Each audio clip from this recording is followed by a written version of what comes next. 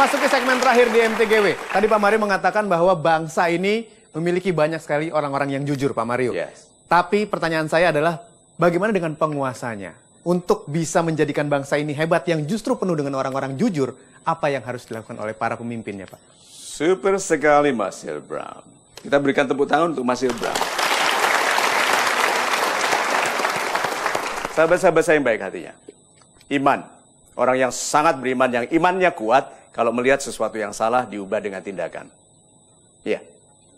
Kalau imannya lebih rendah sedikit, seperti motivator, maka bicara. Itu sebabnya saya katakan, ambil uangnya, jangan pilih orangnya.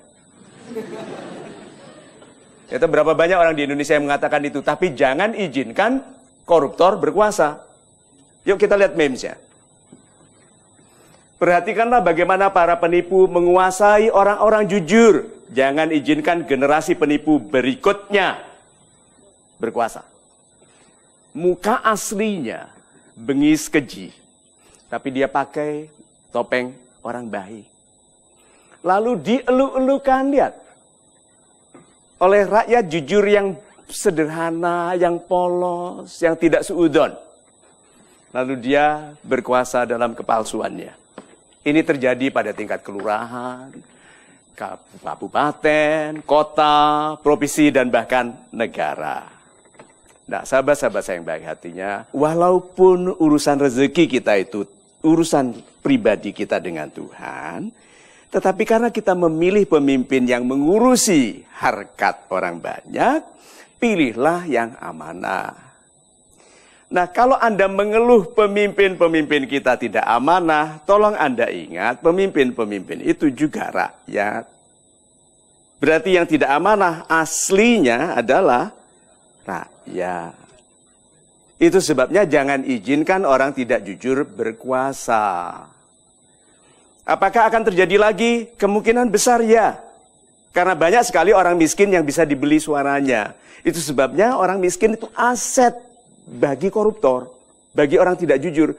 Mereka bayar sedikit, Rp50.000 untuk 50 triliun dalam kekuasaannya. Bisa dibayangkan itu. Dan kita ini orang baik, jadi hanya protes. Orang baik hanya protes. Perhatikan organisasi penjahat. Pemimpinnya adil sekali. Kenapa?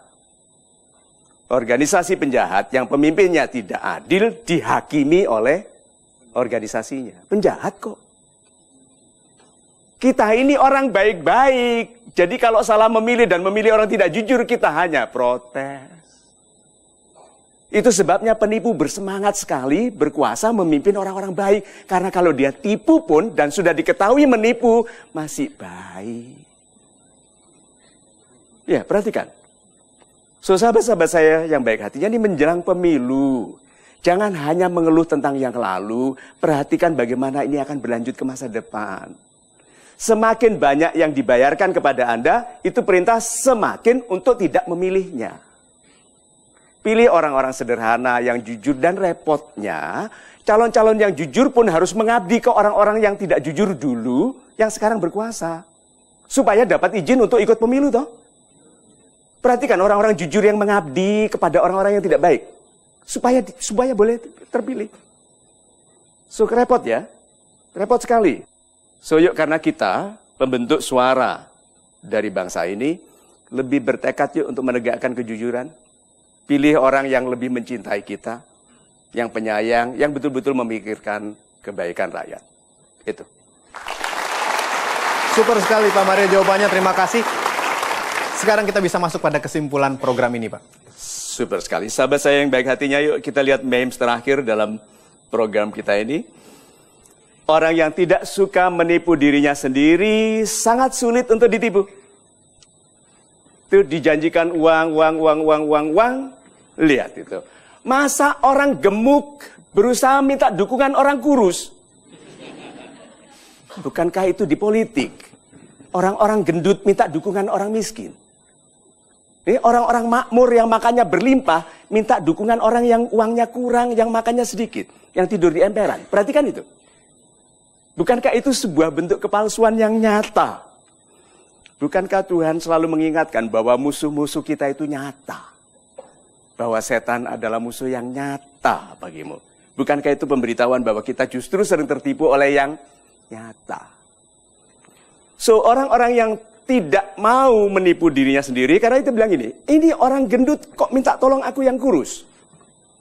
Ini orang makmur kok minta tolong aku yang susah. Berarti dia menipu. Lalu bilang, say no. Lalu malaikat dalam dirinya bilang, very good, Mamat. Iya toh? Kamu boleh miskin tapi hatimu kaya. Itu. Terima kasih Pak Mario, 1,5 jam sudah kita bersama. Dan mudah-mudahan bersama program ini hati kita lebih dekat pada kebaikan. Sehingga apapun hal-hal jelek yang dibisikkan kepada kita bisa kita tolak melalui hati nurani yang baik. Amin. Saya Hilbram Dunar, kita bertemu lagi pada kesempatan berikutnya. Tentunya di Mario Teguh Golden Ways.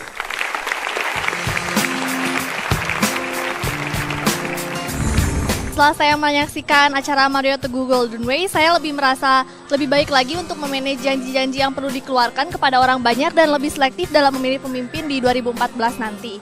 Terima kasih Pak Mario, salam support. Setelah saya mengikuti program Mario Teguh Golden West, saya merasa sangat termotivasi dalam berjanji dan menepati janji saya karena saya masih banyak kekurangan dalam berjanji. Salam super. Setelah saya menyaksikan acara Mario Teguh Golden West ini, saya menjadi termotivasi untuk lebih baik lagi dan baik lagi. Terima kasih Pak Mario, salam super. Setelah saya menonton acara Golden West ini, pikiran saya jadi terbuka tentang politik dan kawan-kawan. Terima kasih Pak Mario Teguh, salam super.